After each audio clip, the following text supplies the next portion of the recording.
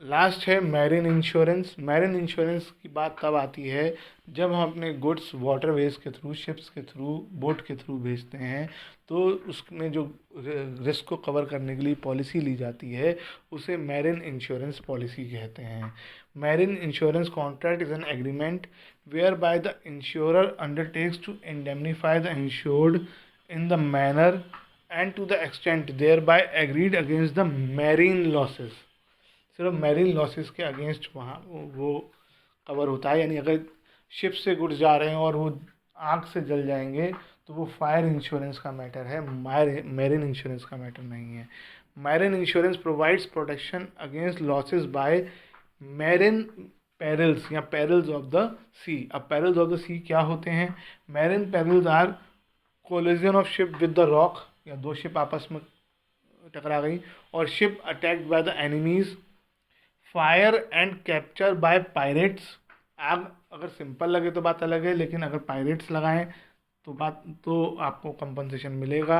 And action of the captain and crew of the member. Captain और crew of the members की वजह से भी अगर आपको कोई नुकसान हो जाता है कि उन्होंने उनकी वजह से आग लग गई या ऐसा कुछ रीज़न हुआ या कोई और भी रीज़न उनकी वजह से गुड्स डैमेज हो गए, तो भी आपको कंपनसेशन मिलेगा।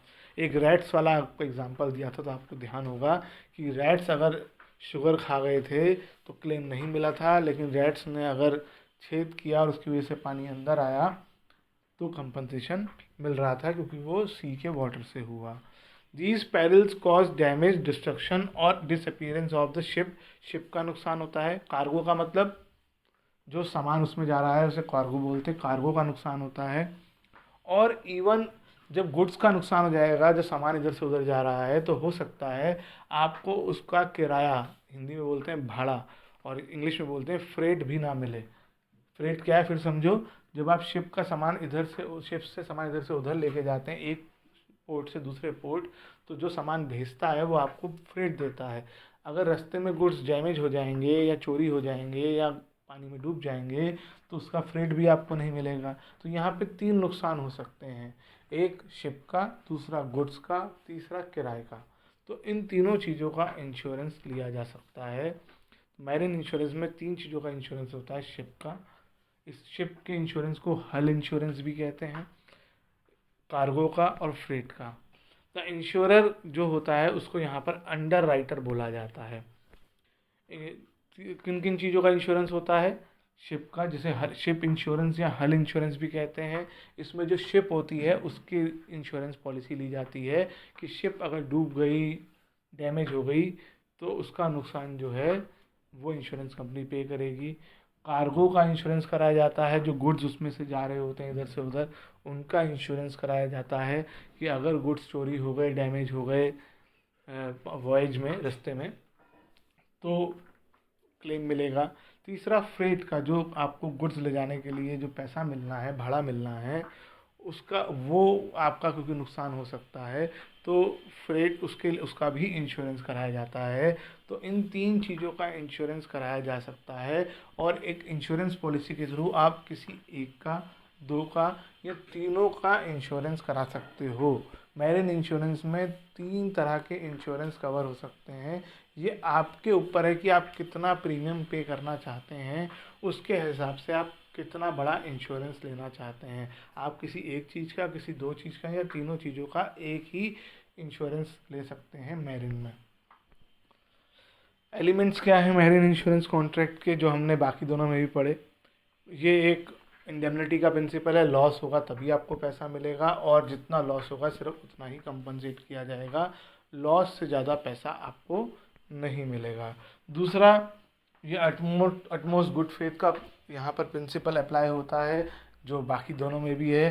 कोई भी बात इंश्योर्ड को और कोई भी बात इंश्योरर को एक दूसरे से छुपानी नहीं है, दोनों कोई भी बात छुपाएंगे नहीं, सब कुछ बताएंगे। एक इम्पॉर्टेंट चीज़ जो बार बार इंश्योरेबल इंटरेस्ट डिस्कस हो रहा है, ये लॉस के टाइम प्रेजेंट होना ज़रूरी है, पॉलिसी लेते वक्त नहीं। आपने गुड्स ले जाने के लिए इंश्योरेंस करा लिया, आपको ये भी नहीं पता आप कौन से गुड्स लेके जा रहे हो, कौन से गुड्स आप किसके लेके जा रहे हो, कि ऑर्डर आते रहते हैं। आपने 1 साल के लिए आप जा रहे हो यहाँ से सामान लेकर, कई पोर्ट से गुजरोगे और दूसरे पोर्ट से भी हो सकता है सामान आपकी कुछ शिप में चढ़ जाए, तो आप पहले से ही इंश्योरेंस करा लेते हो फ्रेट का, शिप का और गुड्स का, और आपको ये भी नहीं पता होता कि कौन से गुड्स आपकी शिप में आने वाले हैं। तो जब आप इंश्योरेंस लेते हो उस समय आपका उन चीज़ों पर कोई इंश्योरेबल इंटरेस्ट नहीं होता है, क्योंकि वो गुड्स आपको पता भी नहीं है, आपके हैं भी नहीं, और आपको आपको बिलोंग भी नहीं करते हैं इंश्योरेंस पॉलिसी लेते वक्त, और आपको पता भी नहीं है कि कौन बेचने देने वाला है आपको भेजने के लिए फ्यूचर में भी, क्योंकि एक बहुत लंबी वॉयज होती है, एक देश से दूसरे देश जाने के लिए रास्ते में कई पोर्ट्स पड़ते हैं। तो at the time of taking policy कोई इंश्योरेबल इंटरेस्ट नहीं होता है जनरली, लेकिन at the time of loss आपका इंश्योरेबल इंटरेस्ट होता है, क्योंकि अगर ये गुड्स चोरी हो गए तो आपको इस पर फ्रेट नहीं मिलेगा, इवन उन गुड्स के मालिक को भी आपको इन गुड्स की पेमेंट करनी पड़ेगी। तो at the time of loss company insurance आपका मैरिन इंश्योरेंस में इंश्योरेबल इंटरेस्ट होना ज़रूरी है। यहाँ पर कॉज़ा प्रॉक्सिमा अप्लाई होगा सिर्फ सी पेरिल्स की वजह से होने वाले नुकसान में, मैरिन पेरिल्स की वजह से होने वाले नुकसान का ही कंपनसेशन मिलेगा। किसी और वजह से अगर डैमेज हो जाएंगे गुड्स तो आपको कोई कंपनसेशन नहीं मिलेगा। यानी अगर आपके हाथ से छूट गए या आपस में टकरा के टूट गए शिप में रखे हुए, तो आपको कोई कंपनसेशन नहीं मिलेगा।